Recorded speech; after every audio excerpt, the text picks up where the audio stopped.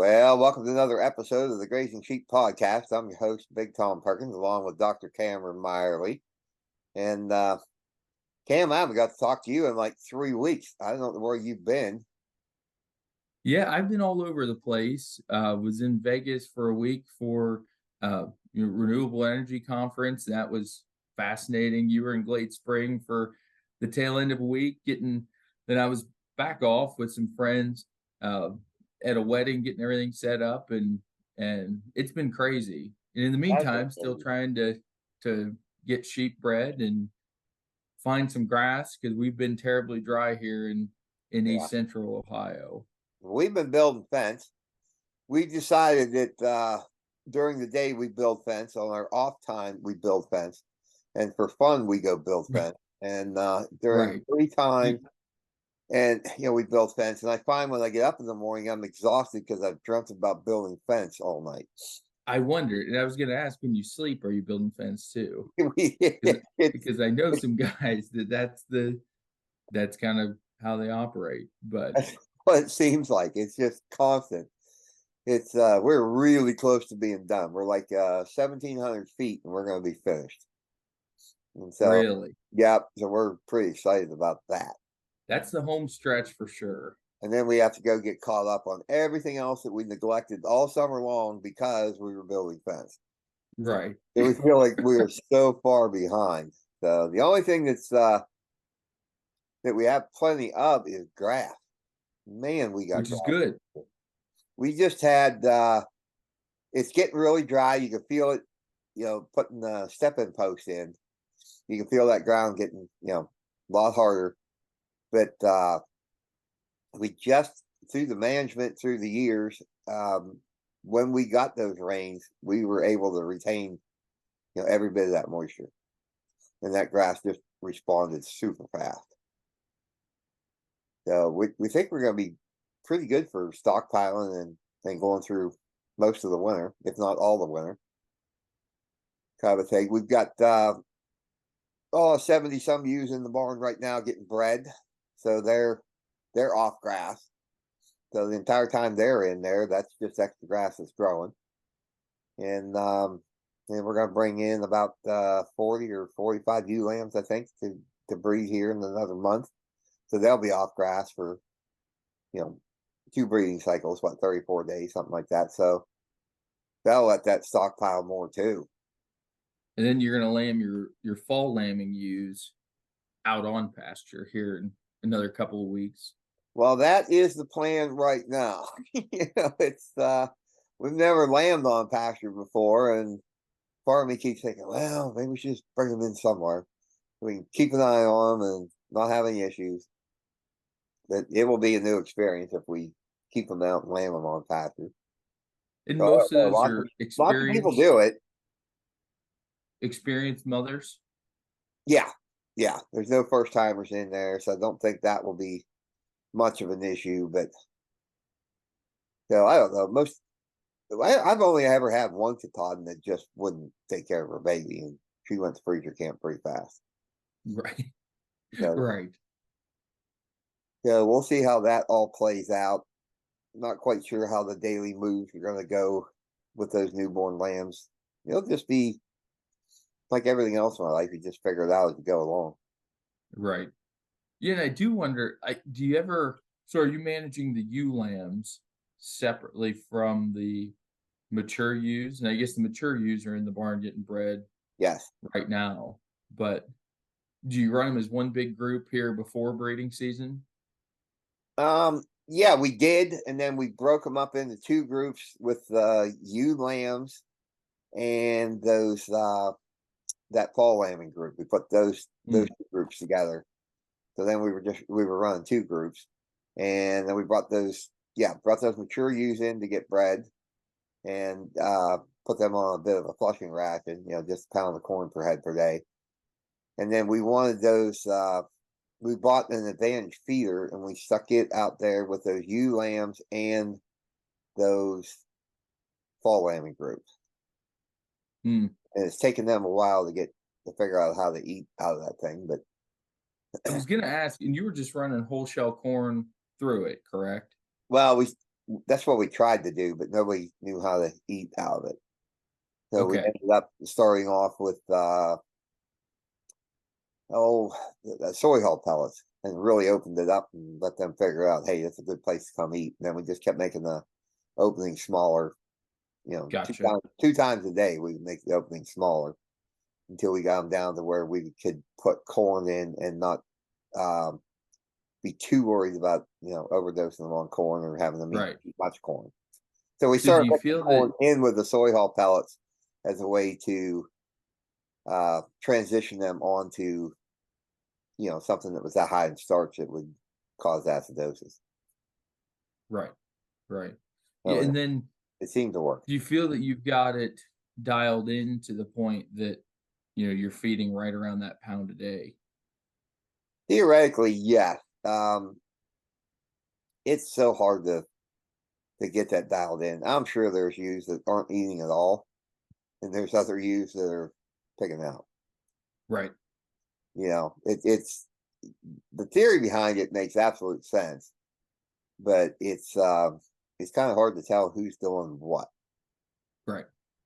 You know, Yeah, I was just curious because I've been battling with one here, and um I don't have the nice, cams on the bottom, so I've got to take the wrench out there every time and adjust that bottom, and then we've got a mineral feeder on the one side, so that side's even harder to to adjust those levers, and I'm not complaining. It's just, playing around with it, getting it to where you're happy with it.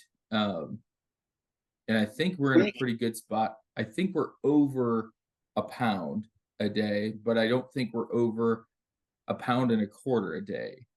Um, we should buy and those so, cams. I don't know how much those orange cams are. yeah, you can buy them to aftermarket to put on Yeah, the others. Yep. yeah, they Yeah, have and that's them. we They need have to them. do And it. my understanding, that bolt that you're adjusting, you just take that bolt out and that's right where your Put cam. the cam in. Yep. And I think it makes it just super easy to do. So we have ours Yes. set at like 3.5 Yeah. because Well, you and have to top on there. that's where I think, like, once we get that bottom plate, we might have to do an episode on talking about details, because there's probably some producers that have no idea what we're talking about right now. But um, all it is a lick feeder. Yeah, I think brand specific. The one you bought's Advantage, Hmm. um, and there's some others out there. But we might have to do an episode just talking about how you got it set up, because that in and of itself we could sit here and talk for probably an hour, because Oh yeah. I ran three different rations through the thing, and then just put the ewes. All we're using it for is trying to flush those ewes out on pasture. Hmm. And so adding in some higher energy feed stuff like a whole shelled corn, which is fed through exceptionally well. Um, that's the goal in doing that. Just getting it set up so that I'm feeding just over that 1 pound mark, um, and not 2 pounds a day of corn. Yeah. Um, but hopefully, if that's the case, we'll at least get a return come lambing season. We'll see. But Yeah. the ewes look good on it. We put in 60 seeders for the NSIP flock Okay. um, this past week, and then we're gonna look at pulling those this weekend. We're just going with what will end up being a 5 to 14 day protocol, and from there, yeah, big group's going to get pulled at 5 days, and then from there, we're going to give those rams a break in between. So I think that first day we have 18 to pull, across all rams, across all breeding groups, and then uh, so that's like, I think, max 4 ewes per ram. Okay. And You're not pulling them all at the same time then. correct. Yeah, yeah. Good. I get All that's right. what I was trying to explain. So You're not trying to wear those rams out. exactly. So Yeah, we've got a couple older rams in there. We've got a couple ram lambs. So like the yearling to 3-year-old rams that are in there are getting 4 okay. ewes per day. And we're gonna pull on, I guess, Saturday evening will be our first day, and then Um, we'll skip a day, and then Monday, I think we have 14 to pull in our second pull day, and then took 3 days off because my hope is if the cedars do their job, that's a significant number of sheep. It's 32 ewes lambing in a matter of 3 days. Hmm. Um, and so maybe we would appreciate, a break for 3 days to at least get lambing jugs emptied out. And and I will tell you, if you've never used cedars before, just because you get them bred on that day does not mean they show up that day. So No. so it's anybody that's raising sheep, it's taken down mark dates, knows that and understands that. But yeah, that first day is going to be those first 3 days. I think are going to be pretty hectic. But the way I had to pitch it to Megan, it's like it's just a week. You just got to kill myself for a week, Yep. and after that, like once they're here, there's like no work involved, basically. So, which is Well, not true, but yeah, I know this um, this spring when we lambed, it just seemed like a month and a half of or yeah, 2 months of just lambs, and pulling all the data and getting using jugs. And we're running out of jugs, and we got to making mothering groups and all that, and went back and and looked at the notebook that we write everything down in, and it was literally 17 days. That was it. It was mm, one heat cycle. Everybody came just like they were supposed to, but it seemed like forever. right, Now, I can't even imagine, these guys that are doing, 300 or 400 in one crack. right, I don't know how they do it, but yeah, it wasn't grueling. I didn't get up at night and go out and check and all that stuff. I just checked them in the evening and before I went to bed, and then first thing in the morning, and it really didn't have any issues at all. I think we pulled one or two lambs through that whole thing, but yeah, so I kind of like that. Just get it done, get it over. yep. And we're gonna try. The thing is, I think what kills you and what really gets you burnt out is if you're checking the stuff during the night. And I Hmm. don't know who it was that I was talking to had just mentioned they don't check the barn at night. They've bred these sheep to work for them, Yep. and they've gotten over the idea of if they lose lambs, they lose lambs, and if the mom can't, if that dam cannot do her job and produce lambs and have those lambs and get them up and eating, she probably doesn't need to be around anyway. So That's the truth. so I appreciate that mentality. And certainly, on the commercial flock, that's more of the approach that I think we'll take on it. But with these NSIPUs, we'd really like to, we've planned these matings now for some of them a couple of years, and it's time to get some progeny that are going to go and do some stuff for us. So Hmm. a little bit higher stakes, you feel like, but Yep. So in the meantime, what are you doing for stockpiled forage? well, we started stockpiling there in August and had some heavy rain beginning of August here again, central Ohio. And then, pulled ewes off of pasture, pulled fence up. We've got a little bit of a silvopasture project going on that was established woods that we're going through and clearing out and trying to establish some forage species in. And then this year, establishment was not wonderful. The ground is still pretty torn up, and there's some stumps and everything else. I need to get some pictures on our Facebook page of that, and maybe do an episode sometime on silvopasture. Yeah. It's just something I'm intrigued in. Less so from the silvopasture standpoint itself, and more so from taking use like acres that are not generating any type of income for the farm and converting that over to something that can be utilized with, in this case, for the sheep.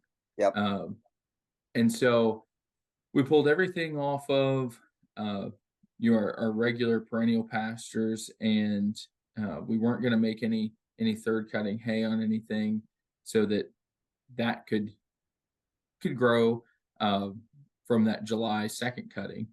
And we dumped all the sheep and some cows down in this wooded area, and a lot of mare's tail, a lot of uh, I wouldn't say a lot, a fair amount of goldenrod, and then it just a menagerie of weed species, Mm-hmm. and dumped those sheep down in that wooded area.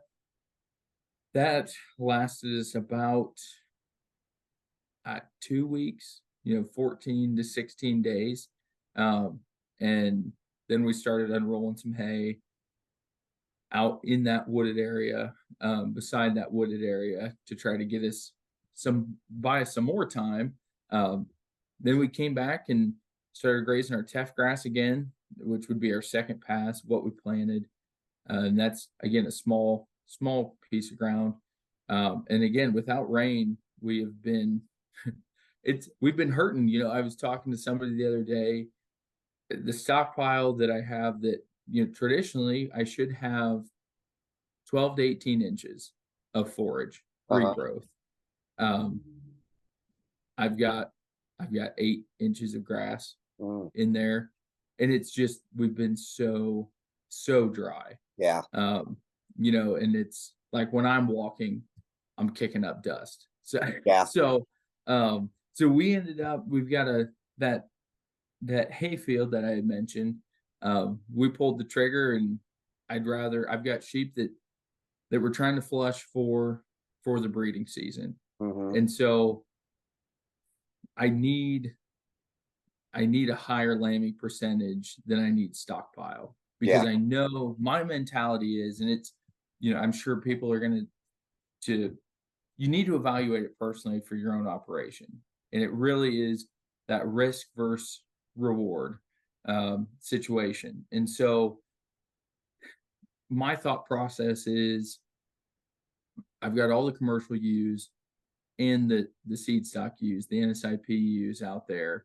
And we're running up on breeding season for the seed stock ewes, and then the commercial ewes aren't going to be bred until November. But like, body condition is good, and I need to keep that plane of nutrition high. Yep. For the seed stock ewes especially. Yep. And so the other ewes, the commercial ewes, are going to leave here at the end of the week. We're going to start breeding, but my hope was, if I can turn them out on some shorter, improved forage, my seed stock ewes, that's less feed I need to flush with. Yep.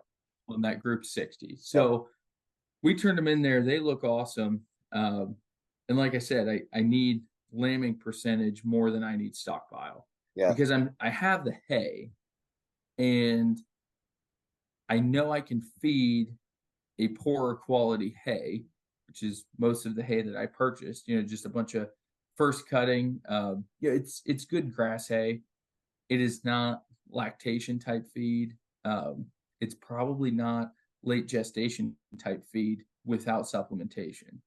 And so if I know I can feed gestation with this hay, I'd rather get that bump in ovulation rate. Yep. And generate more lambs come that lambing season.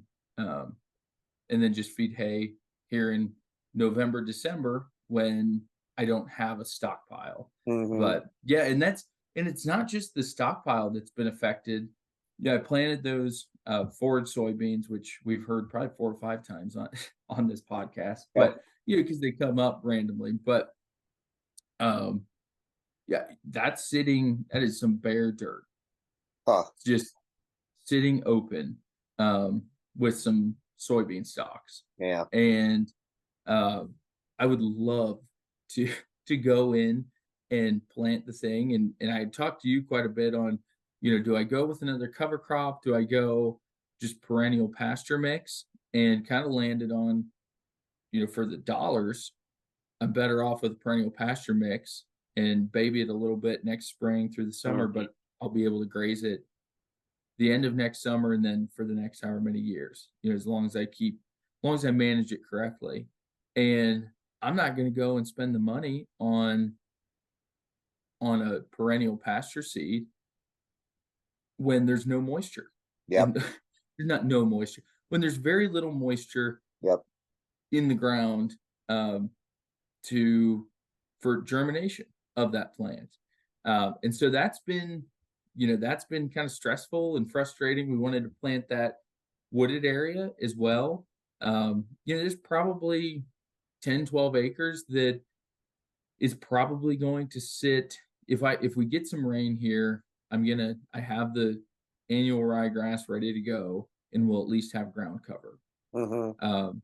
But if we don't, it's not worth the $4 a pound for perennial grass seed.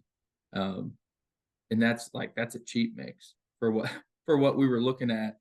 Um, perennial grass seed for it to just sit there, maybe germinate with some rain and then either dry up or get frosted hard Yeah. and not survive the winter. So um, those are the hard things with doing this type of operation where um, my corn doesn't work out in May. I go back and plant it, Yep. and it's hard. And Yep. that's not to um, take away from everybody else that's in a drought Mhm. who couldn't go back, like those that couldn't go back and plant corn because it was dust. Fields are Oh, I know. empty and dry. I know. But Like I say, we're in good shape this year. Probably more grass than we've ever had. There's about 16 acres that has not been grazed at all yet this year. right, Eight of that is on a neighboring farm. And as soon as these ewes come out of the barn, that's where they're going straight to the neighbor farm. And we're gonna tramp most of that down. It's extremely early gestation, so we're not too worried about the nutritional needs of those ewes. But we're gonna do a lot of trampling of the grass there, try to get a good ground cover to go into winter. And you never know what the fall weather is going to hold. I can remember, I don't know how many years ago driving into town and there was three people mowing their yard and it was in December. So grass can grow at any time. Just depends right, what the weather's going to be like. So I don't know if we'll get back over there at all this winter. We might, but we that's the first time that field's been hayed to death for years. mm, Figured a good long rest period would really help that out, and then we get in there and tramp that down and get that biology to start working. That'll make a big difference in that. And then we come back from there, back over home into fields that haven't been grazed yet this year. And we'll see how that plays out for next year. I've heard about guys that let pastures rest for a whole year. They say it makes a huge difference in them, but we'll see. And one of these pastures was a smaller pasture that we used to. We just ran a couple. Oh, it was like 6 or 7 head of ewes in there that we were attempting to train a border collie with. And mm. so they really got that pasture ended up getting pretty overgrazed. So it's probably a good thing to give it a good long rest. And we'll just have to see where we go from there. But I think we're going to be in pretty good shape for to have something grazing all winter. You know, Yeah. Now, have you made any hay this year? we made something like I think it was like 45 big squares. Mm, What we made. I did that last year and got bit hard because it got dry, right. and I figured, oh, it can't be that dry 2 years in a row. And it turned out it wasn't. But right after I did it, it sure looked Yep. like it was going to. Yep. but no, we took. It was just 3 pastures that we took hay from, and I think we're probably going to do the same thing again next year. Had I known, if you knew what the weather was going to do, you know, Right. we got some really good rains at really good times, and had we known that was going to happen, we probably would have taken some more hay off. But Right. it's always kind of a crapshoot. We try not to take hay from the same field, more than once every 4 or 5 years. Yeah. We're not Yeah, I doing mean, even a whole lot of. that 16 the 16 acres that hasn't been grazed, when you think about productivity of that ground, even Oh with yeah, one cutting of hay yeah, on it, we could have taken one cutting of hay off there, and it would have been that could fine. be 16 tons worth of Oh just yeah, single cutting. Like I yeah, don't know what it looks like. That could be 16 tons worth of hay. yeah. I think well, two of those pastures we had already grazed through them twice, kind of a flash graze. Hmm. So it ended up being really nice hay. It was not, your typical first cutting by any stretch of imagination. I guess it could Right. be, third cutting in May. Yeah, that's basically Right. what it could have been. But we're kind of thinking maybe we should do more of that. Yeah. Get in there, get those heads off, then go back and make some really nice soft, grass hay. So you're thinking about grazing first and then cutting hay afterwards. Yeah. Yeah, Interesting. just trying to do that just to increase the utilization rate of that hay. So much of that first cutting hay, you end up with a lot of stock, which are stems, and Yeah. you But I just think practically too, have to starve sheep into getting them to eat that. yeah, like when we talk about first cutting, it tends to be that a negative connotation because the average. I would like to know average date of first cutting, and not that date denotes quality, but certainly we know, now our part of the country as we get into late May, June, a lot of those plants, are lignified, Oh yeah. and so if our first cutting this year, I think we pulled off May like 14th, 15th in that range because the Hmm. Yep. weather was perfect. And it like there's nothing wrong with that hay. So so if I had the choice and if I had a wrapper and a baler that would make wet wrap bales, Yep. I would every acre that um every acre that I didn't need to graze in the month of May or April and May, I would bale and make wet wrap first cutting bales like the first week of May, first, second week of May, because I know that I can get, again, without knowing the weather, I know that I can get regrowth within 3 or 4 weeks Yep. to be back on that. And it's really high quality feed, to graze. But yeah, that's an interesting concept of the graze first and then hay second. I think the only thing I'd be concerned about is like seed heads. If depending on how good of a trample you get or how trampled you get, what sticks back up. Is it all tall fescue in your second cutting? And do those ewes do a good job of getting that lignified stem bent over and snapped off or eating it? Because I know my mower conditioner will. Well, I think it's just better than all of it being, in head. So maybe it's a mixture of like the second cutting hay and first cutting hay. Oh yeah, You yeah, know, so I think that is an improved hay as compared to just the regular first cutting hay. So I don't know. We're going to try to pay a little more attention to that next year and just see what we can make happen with it.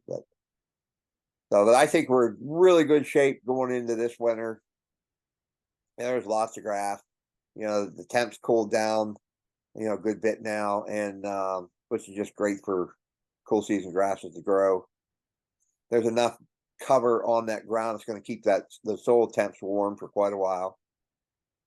So, right, which should translate into grass growth. So right, we'll see how the whole thing goes.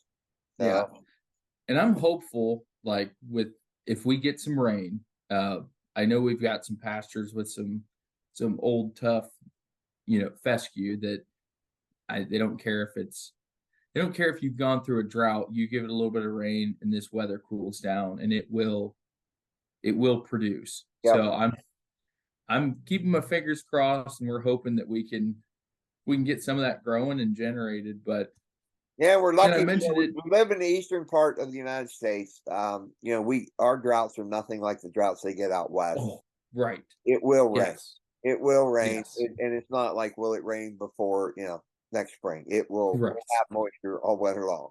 Yes. So we will get that replenishment. Yeah. Probably some Western guys on here sitting back, rolling their eyes. And Oh yeah, yep. hey, kudos to them. You really understand, just the small, stressful situation that you're in. You really understand just a taste of what a lot of those producers go through Oh yeah, at this point almost every year. yeah, It's more frequent than ever before. yep. A So, lot of those people have had to destock. right. There's no hay to be bought, and if you can find hay, it's worth its weight in gold. Which you told me that's what I need to do yesterday, because I mean we're only running 10 ewes per acre. So it Yeah, yeah, it's true, and I'm fully aware. I was like, Tom, I need to bring some sheep. If you've got 16 acres, let me know what you want to rent it for, because I'll drop sheep off, and you can move them as much or as little as you want. yep. Oh, it's crazy. Well, we're running up on our time here. It's been good catching up with you. I guess I'm going to see you tomorrow at some Penn State thing. Yep, the Advanced Sheep and Goat Nutrition School. So we're Yeah, going to be talking about. I'm gonna see what kind of nutrition advanced sheep and goats need. Yep. Hey, we're Uh, going to get you so that when you call that feed mill or when you're buying hay, you know exactly what you need to put in the mix. You don't have to trust anybody else to help you with oh yeah, yeah. These people are gonna say, "Who is this guy? How's he know so it. much?" Or Nice. they'll just put me on hold. And we got another joker thinks he knows what he's talking about. That's that's probably what will happen. Yeah. More than likely. So, all right, Cam. Well, it's been good catching up with you. I'd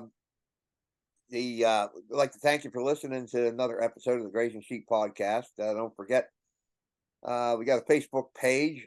Get on there and like and follow, and leave us some comments, some questions. If you got questions you want to reach out to us directly, you can do that by emailing me at bigtomperkins@gmail.com.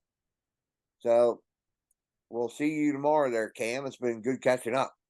Sounds good, Tom. We'll talk All to you right. soon. Bye now.